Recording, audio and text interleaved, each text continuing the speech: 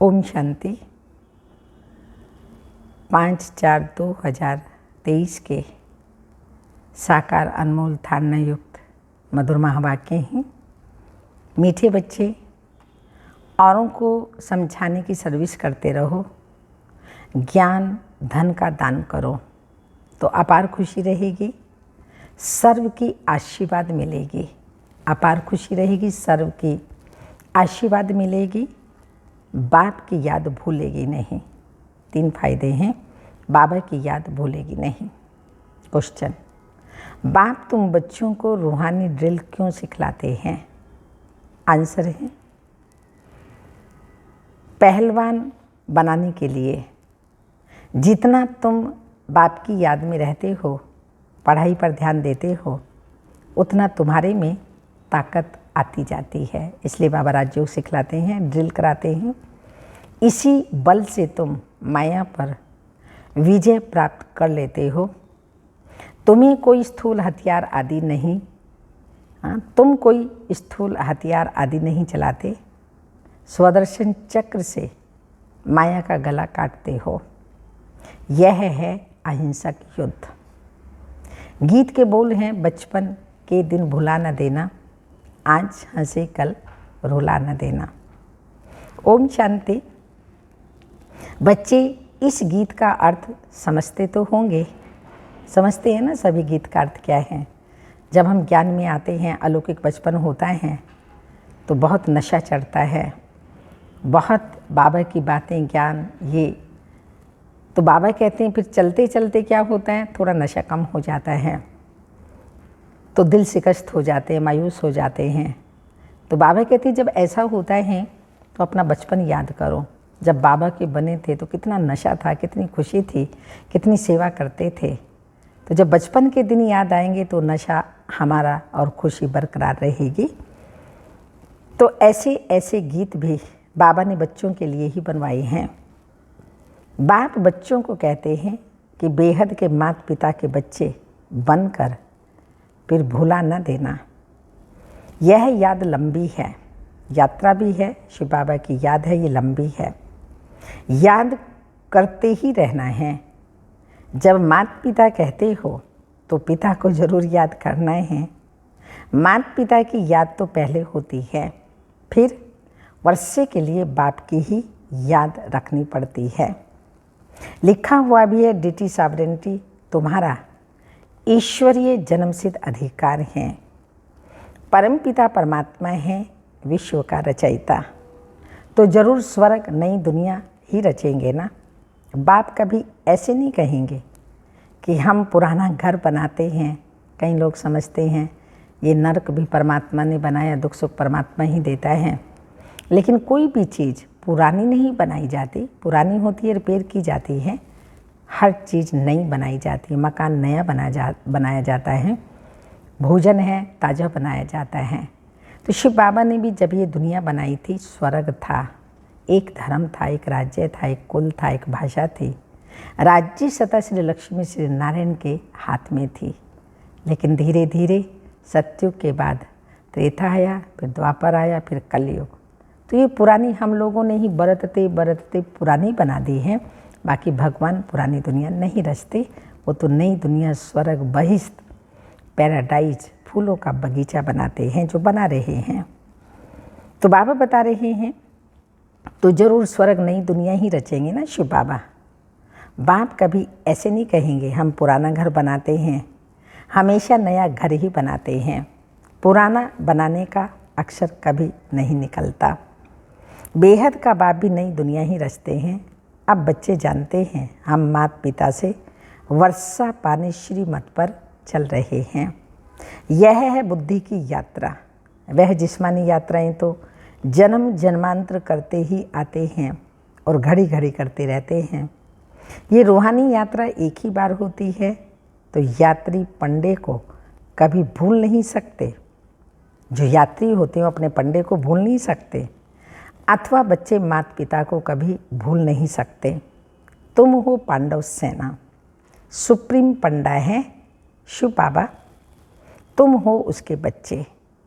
बद्रीनाथ व अमरनाथ पर जाते हैं तो बुद्धि में यात्रा ही याद रहती हैं। जैसे विलायत से लौटते हैं तो फिर अपना बर्थ प्लेस ही याद रहता है। खुशी होती है कि हम घर जाते हैं। तुम बच्चे भी जानते हो, अपने बेहद घर स्वीट होम में हम जाते हैं। विक्रमाजीत जरूर बनना है, वह बाप ही आकर सिखलाते हैं। कहते हैं सिवाय याद व योग के तुम्हारे विक्रम विनाश हो नहीं सकते। योग की महिमा बहुत है। प्राचीन भारत का योग गाया हुआ है, पुराने ते पुराना। सतयुग है नई दुनिया, तो इस समय पुरानी दुनिया में पुराना योग सिखलाते हैं। पुराना माना प्राचीन, जो 5000 वर्ष पहले बाबा ने सिखाया था। योग की महिमा बहुत है। बाप यह योग सिखलाकर जाते हैं, फिर भक्ति मार्ग शुरू होगा। तुम कहेंगे प्राचीन योग मनुष्य को कभी सिखला न सके, और सभी अनेक प्रकार के योग मनुष्य को सिखलाते हैं। अब तुम बच्चे जानते हो, सभी का सच्चा बाप एक ही है, और सबकी माँ जगदम्बा भी। यूँ तो फादर सबको कहते रहते हैं, म्यूनिसिपैलिटी के चेयरमैन को भी फादर कहते हैं। ऐसे तो फिर बहुत हो जाते हैं। गॉड फादर तो एक ही है, वो सब केवल फादर, लेकिन गॉड फादर एक ही है, वह है रास्ता। सृष्टि भी एक ही है, ऐसे नहीं कि नीचे व ऊपर कोई सृष्टि है। मनुष्य कितनी कोशिश करते हैं, चंद्रमा स्टार्स तरफ जाकर प्लाट खरीद ले, जब अति हो जाती है फिर विनाश हो जाता है। भले कितना भी माथा मारे, प्लाट खरीद लें, ये कर लें, वो कर लें, बाबा कहते भले कितना भी माथा मारे, अंत। अब बाप कहते हैं लाडले बच्चे, बचपन भुला नहीं देना। यहाँ तो पहले बच्चे बनते हैं बाप के, वही बाप फिर शिक्षक बनते हैं। दोनों देने वाला एक ही बाप है, वर्षा देने वाला एक बाप ही है। सन्यासियों को तो माता पिता कह नहीं सकते, हाँ कहेंगे। सन्यासियों को माता पिता है ही नहीं, प्रॉपर्टी मिल ना सके, वो तो घर बार छोड़ जाते हैं और ब्रह्म में लीन होना चाहते हैं, ज्योत समा जाना चाहते हैं। बाबा से वर्षा ले, ऐसा तो है ही नहीं, तो उन्हें मिल ही नहीं सकता है वर्षा। लौकिक बाप से तो सबको वर्षा मिलता है, परलौकिक बाप एक ही है, उनको कहा जाता है रचता। बाप कहते मैं हूँ मनुष्य सृष्टि का बीज रूप, मेरी महिमा भी करते हैं सत्य बाप, आनंद स्वरूप है। वह तो समझते हो बाप को, बाप की महिमा बिल्कुल अलग है, और कोई की यह महिमा हो नहीं सकती। विश्व का मालिक लक्ष्मी नारायण की महिमा बिल्कुल अलग है। उनकी महिमा में गाते हैं सर्वगुण संपन्न, 16 कला संपूर्ण, संपूर्ण निर्विकारी, अहिंसा परमो धर्म, मर्यादा पुरुषोत्तम। पहले नंबर में स्वर्ग के महाराजा महारानी की यह महिमा है। वह राज्य ही ऐसा है, यथा राजा रानी तथा प्रजा। वहाँ दुख का नाम ही नहीं रहता, प्रजा को भी दुख का नाम नहीं। ऐसी दुनिया को जरूर परम पिता परमात्मा ही रचेंगे ना। उनको कहा जाता है हेवनली गॉड फादर। भल अंग्रेज लोग अक्सर कहते हैं हेवन, परंतु समझते नहीं कि हेवन क्या होता है। भारत ही हेवन था। भारत की बड़ी भारी महिमा है। तुम्हारा दुश्मन है रावण। हाँ, हमारा दुश्मन कौन? रावण। तुम्हारा बेहद का बाप राज्य, हाँ, तुम्हारा बेहद का राज्य गंवाने वाला ये माया दुश्मन रावण है। आधा कल्प से तुमने राजाई गंवाई है, गंवाते गंवाते बिल्कुल ही कंगाल बन पड़े हो। फिर तुमको ही राज्य भाग्य मिलता है। तुम हो ही हीरो हीरोइन, हाँ, तुम हो हीरो हीरोइन, तुमको हीरो हीरोइन नहीं कहेंगे। एक हीरो हीरोइन, फिर उनकी वंशावली। तुम अभी हीरो हीरोइन बनते हो, अर्थात सारे विश्व पर तुम विजय प्राप्त करते हो। तुम इस समय हीरो हीरोइन का पार्ट बजा रहे हो।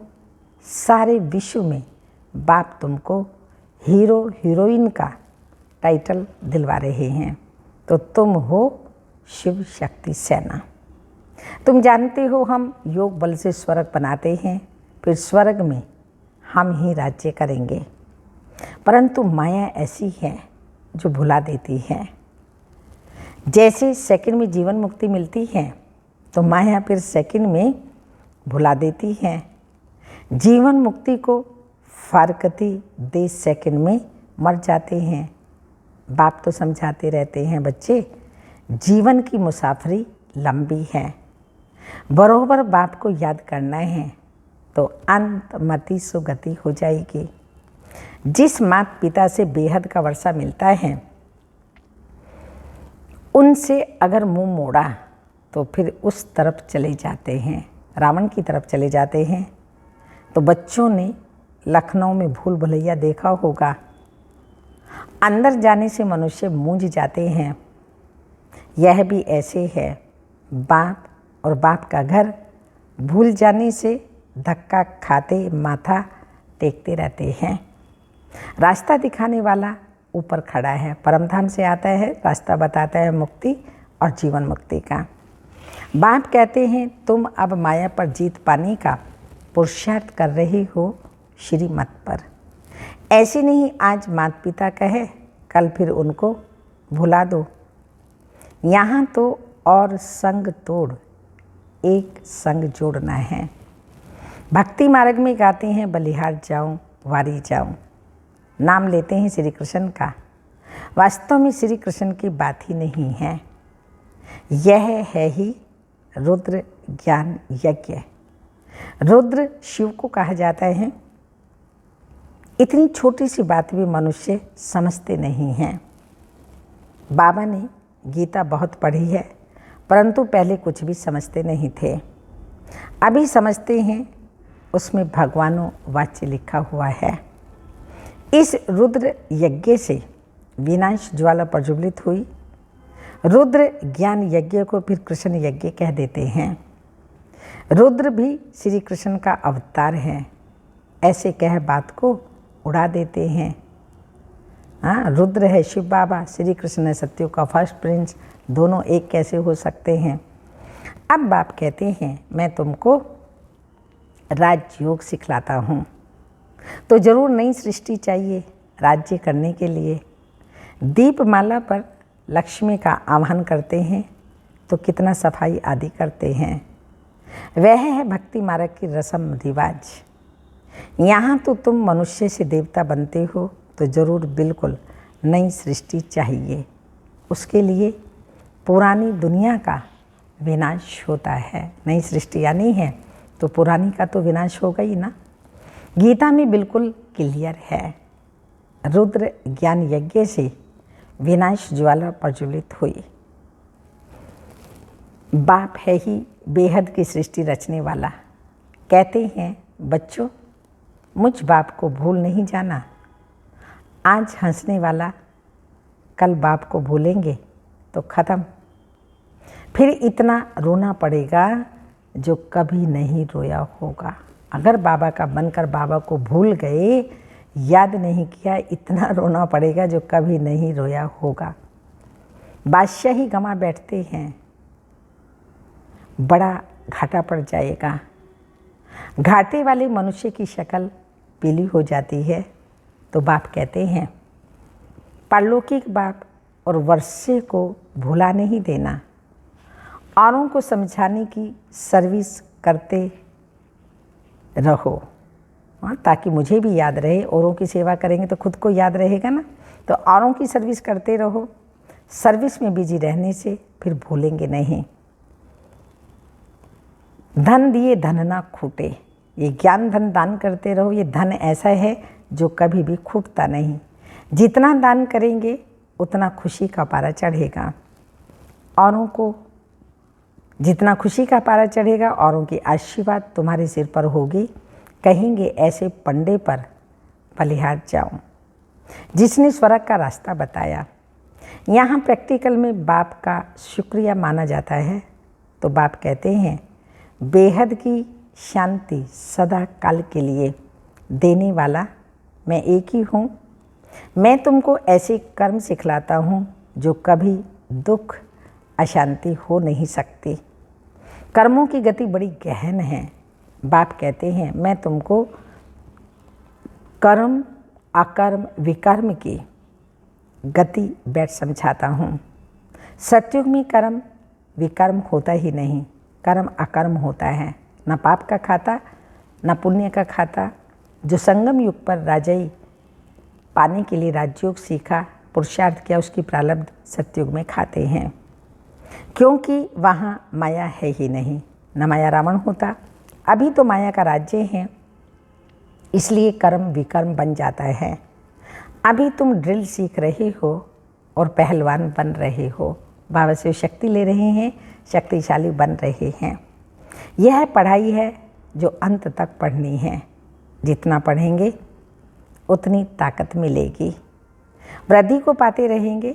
हर एक मठ पंथ का पहले एक आता है, फिर वृद्धि होती जाती है। आजकल तो दुनिया में अंधश्रद्धा बहुत है। यहाँ तो पढ़ाई है, इसमें अंधश्रद्धा की कोई बात नहीं।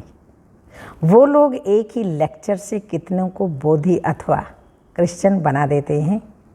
पादरी लोग भी बहुत लेक्चर करते हैं, फिर ढेर क्रिश्चियन बन जाते हैं।